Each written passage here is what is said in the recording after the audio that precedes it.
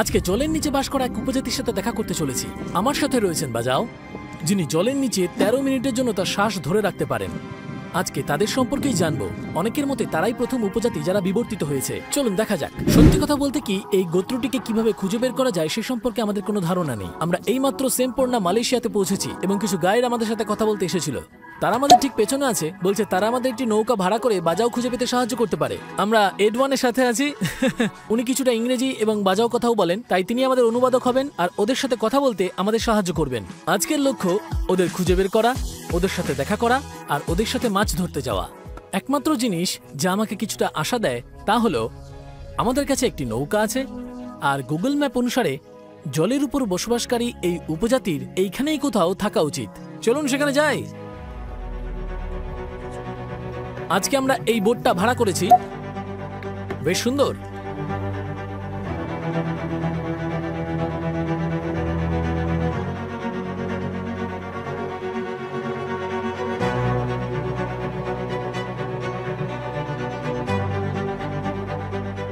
অবশেষে আমরা এসে থামলাম এবং ইতিমধ্যেই আমি ভাসমান বাড়িগুলো দেখতে পাচ্ছি।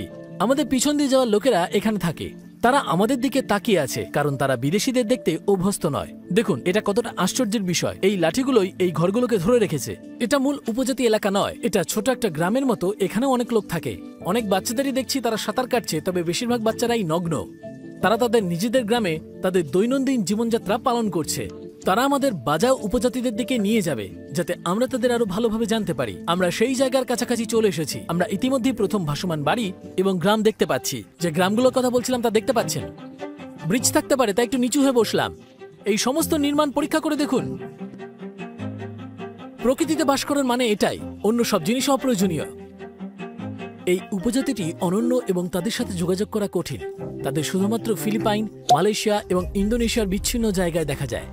দেখে মনে হচ্ছে এই বাড়িগুলি বেশ গ্রাম্য আর এগুলিতে এখন কেউ থাকে না। আর এগুলো বেশ অনেকটাই দূরে। আধা ঘন্টা ধরে যাত্রা করার পর হঠাৎই আমরা একটা গ্রামের মধ্যে পৌঁছে গেলাম।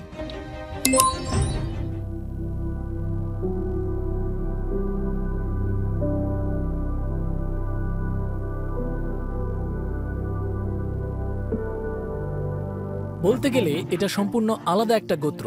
তারা তাদের নিজস্ব ভাষায় কথা বলে এবং এখানে বেঁচে থাকার জন্য মানিয়ে নিয়েছে। তারা সবাই তাকিয়ে আছে। তারা যেন আমাদের দেখে সম্পূর্ণ বিস্মিত, হা হয়ে গেছে। একটি বাজাও পরিবার আমাদেরকে তাদের বাড়িতে আমন্ত্রণ জানিয়েছে। চলুন। হ্যালো,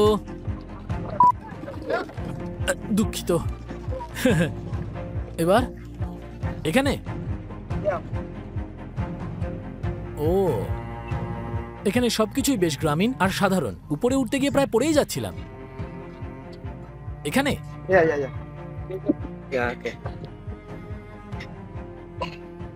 ভিতরে দেখছি অনেক লোক আছে। তারা লাজুক, কিন্তু কি ঘটছে তা নিয়ে কৌতূহলী। আচ্ছা, আপনার নাম কি? বেশ, ওনার বয়স কত?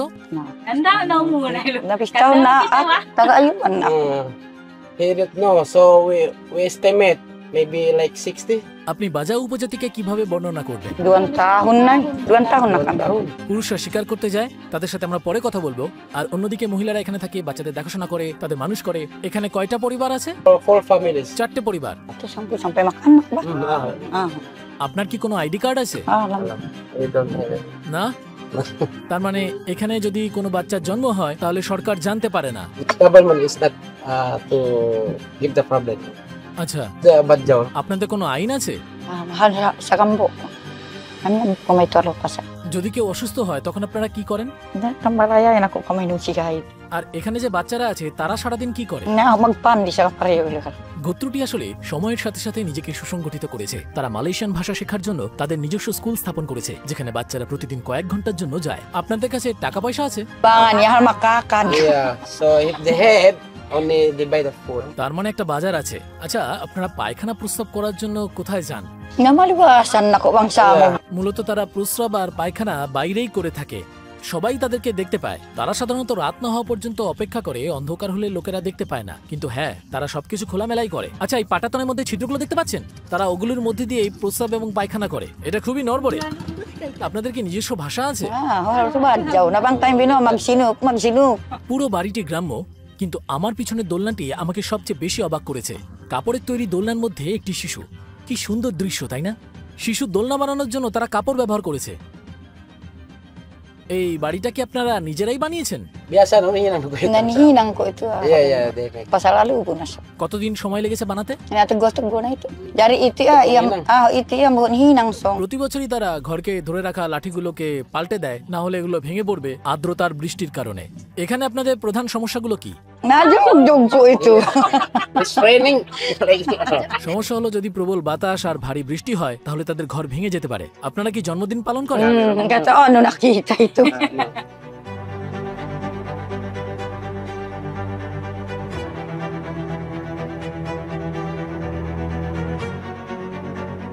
এটা আক্ষরিক অর্থেই অন্য একটা জগৎ। তারা মেঝেতে ঘুমোয়, কাঠের মেঝেতে ছিদ্র দিয়ে প্রস্রাব করে, মল ত্যাগ করে, আর সবকিছু এইখানেই তাদের ঘটে। এই বাড়িতে 16 জন থাকে।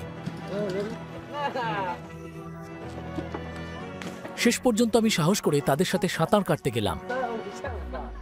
যা আমাকে মুগ্ধ করে তা হলো এই উপজাতি আবহাওয়া এবং প্রকৃতি বুঝতে পারে। স্পষ্টতই তাদের কাছে কোনো টিভি নেই বা কিংবা কোনো রেডিও নেই, তাই শুধু সূর্যের দিকে তাকিয়ে তারা জানে যে বৃষ্টি হবে, বাতাস হবে নাকি রোদ হবে, এটা শিকারে বের হওয়া পুরুষদের জন্য ভালো কিনা, তারা বাইরে যেতে পারবে কিনা ইত্যাদি জানতেও সাহায্য করে। এটা অবিশ্বাস্য যে এই মানুষগুলো আমাদের মতো একই পৃথিবীতে বাস করে। মানে এটা বোঝা খুব কঠিন। আমরা গ্রামের অন্য অংশে গিয়েছিলাম যেখানে তারা রান্না করে আর জামা কাপড় ধোয়। কিছু বাজাও ট্রাইবস আবার অন্যদের চেয়ে একটু বেশিই যাযাবর। আমরা এক ধরনের মিনি বাজাও গ্রামে আছি এবং তারা পরিবারের মধ্যে বা কখনো কখনো পুরো গ্রাম হিসেবে কাপড় ধোয়া বা রান্নার মতো জিনিসগুলি সংগঠিত করে। আপনি দেখতে পাচ্ছেন এখানে শুটকি মাছ তৈরি হচ্ছে। আমি মনে করি তারা এগুলি ধরেছে এবং শুটকি তৈরি করছে। যেটা আমাকে আশ্চর্য করে দিয়েছে, তারা যেদিন জন্মেছে সেটা নিয়ে তারা চিন্তিত নয়। বেশিরভাগ লোকেই তাদের বয়স জানেই না এবং তারা জন্মদিন পালনও করে না। আমি নিশ্চিত তারা এ ব্যাপারে কিছু জানেই না। এখন দুপুরের খাবার সময় তারা একটি পাত্রে কিছু পেট্রোল ঢেলে আগুন জ্বালায় এবং রান্না করে। তারা ময়দা এবং শুকনো মাছ দিয়ে তৈরি খাবার খায়। আমি ভেবেছিলাম যে এই জায়গাটা অত্যন্ত দূষিত হবে, কিন্তু আমি সত্যি অবাক হয়ে গেছি। তারা সমুদ্রে সবকিছু ফেলে দেয়, এমনকি তাদের আমরা সমুদ্রে প্রস্রাব ও পায়খানা করতে দেখেছি। কিন্তু এই জায়গাটা দেখুন বেশ পরিষ্কার। আমি যা আশা করেছিলাম এটা তার সম্পূর্ণ বিপরীত। তারা আমাদের বলেছিল যে তারা দাঁত পরিষ্কার করার জন্য আগু ব্যবহার করে। এটা একটা ঐতিহ্য, বিশেষ করে যারা একটু বয়স্ক তারা এটা মেনে চলেন। আর এখনকার নতুন প্রজন্মে যারা আছে তারা পেস্ট দিয়ে দাঁত মাজে। গুগল চেক করলে বুঝতে পারবেন আমরা সমুদ্রের মাঝে রয়েছি। এই বাজাও বাড়িগুলো মানচিত্রে দেখাও যায় না।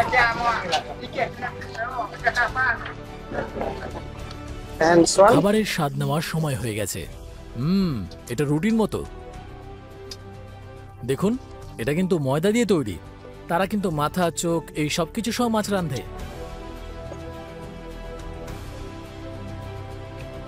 আমার এটা পছন্দ না। আপনারা এটা প্রতিদিন খান? তারা প্রতিদিন মাছ খায়। লাঞ্চ শেষ করে আমি এখন নিচে নামছি। এখানে তারা কিন্তু হাত ধুতে সমুদ্রে আসে, কারণ এখানে তারা নিজেদের হাত দিয়ে খায়। আমরা আরো বাজাও খোঁজার জন্য গ্রাম ছেড়ে যাওয়ার সিদ্ধান্ত নিয়েছি এবং পথে আমরা এটি পেয়েছি। আমরা এইমাত্র একজন বাজাওকে পেয়েছি যে সমুদ্রের মাঝখানে মাছ ধরছে। আসুন তার সাথে কথা বলার চেষ্টা করি। মানে কি আর বলবো, আমি আমার পা দিয়ে মরা মাছ স্পর্শ করার চেষ্টা করছি। আচ্ছা, আপনি কি বাজাও? আপনি কোথায় থাকেন? আপনি মাছ ধরতে এসেছেন?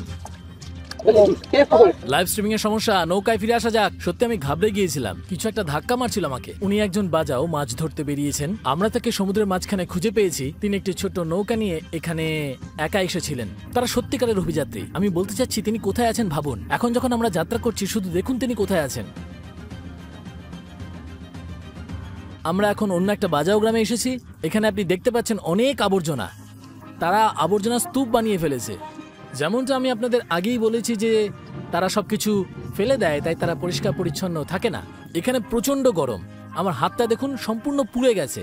আমি 3 বার সানস্ক্রিন লাগিয়েছি। আমি জানি না সানস্ক্রিন আদৌ কাজ করছে কিনা, নাকি এখানে প্রচন্ড গরম। আমরা চলতে থাকলাম, কিন্তু আমরা তৃতীয় লক্ষ্য পূরণ করতে পারিনি, বাজাও এর সাথে শিকার করা। একজন বাজাও এইমাত্র আমাদের সাথে নৌকায় উঠেছেন। তিনি সাথে করে তার বর্ষা, ঘরে তৈরি পাখনা এবং সাধারণত তারা যে গগলস ব্যবহার করেন সেটাও এনেছিলেন, যেটা কিনা দোকান থেকে কেনা। তিনি শিকার করবেন এবং মাছ ধরবেন, তাই আমরা তার সাথে যাব তার শিকার করা দেখতে। আপনি আমাকে গোপ্রোর সাথে এখানে দেখতে পারেন, যা আমি বিশেষভাবে এই ভিডিওটির জন্য কিনেছিলাম, কিন্তু আমরা এটা চার্জ করতেই ভুলে গেছি। তাই যেহেতু আমার লক্ষ্য হলো আপনার জন্য সেরা কন্টেন্ট নিয়ে আসা এবং এই বছরে 1 মিলিয়ন সাবস্ক্রাইবার পূর্ণ করা, তাই আমি আমার আইফোন নিয়ে ঝাঁপিয়ে পড়ার সিদ্ধান্ত নিয়েছি। প্রার্থনা করুন যাতে এটা নষ্ট না হয় এবং এর জন্য একটা লাইক দিতে কিন্তু ভুলবেন না। আপনাকে জানিয়ে দিই উনি জলে ডুব দিয়ে কিন্তু 5 মিনিটের জন্য ওখানেই ছিলেন, তার জন্য এটা কোনো ব্যাপারই না। এখন আমরা এমন এক জায়গায় যাব যেখানে পরিষ্কার জল এবং প্রচুর মাছ আছে।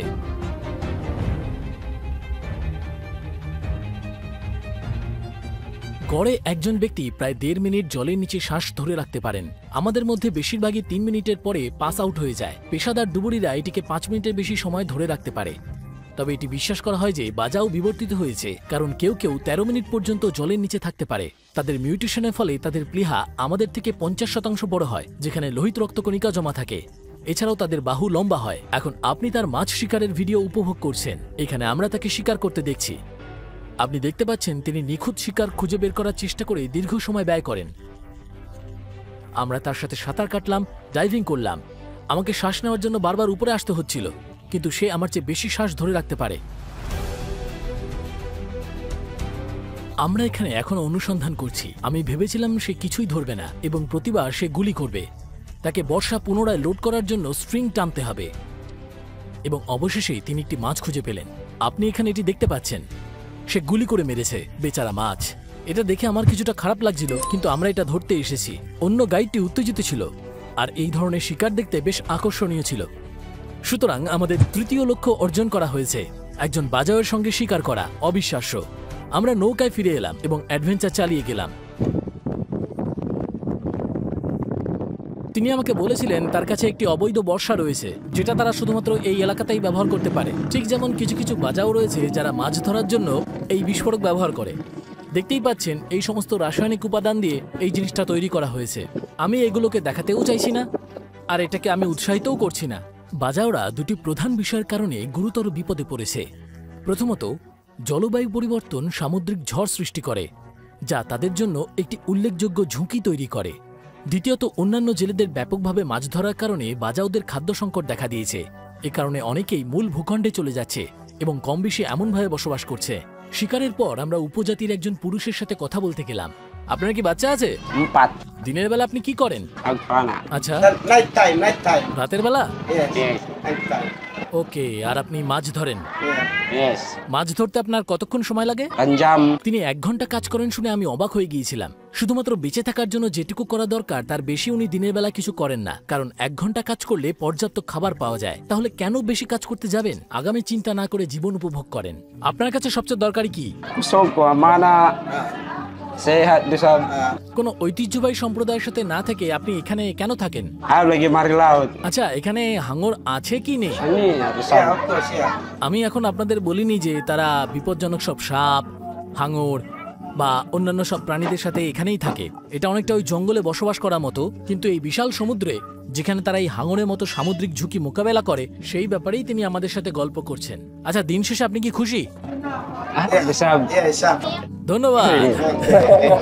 চলুন শেষ করা যাক। আমার একটি অনন্য অভিজ্ঞতা হলো এই উপজাতির সাথে দেখা করে সত্যি আমি অবাক হয়ে গিয়েছিলাম, কারণ তারা খুব কম সম্পদ নিয়ে বাস করে, কিন্তু আমি দেখেছি তারা একসাথে থাকে এবং তারা সুখী। তারা নিজেদের মধ্যে যোগাযোগ করে, গ্রামের মধ্যে কাজগুলি ভাগ করে এবং একে অপরকে সাহায্য করে। সবচেয়ে ভালো ব্যাপার হলো প্রকৃতির সাথে তাদের সংযোগ আছে, যা আমাদের অনেকেরই নেই।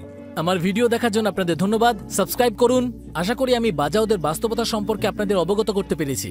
মনে রাখবেন, আমরা সবাই মানুষ। বিদায়।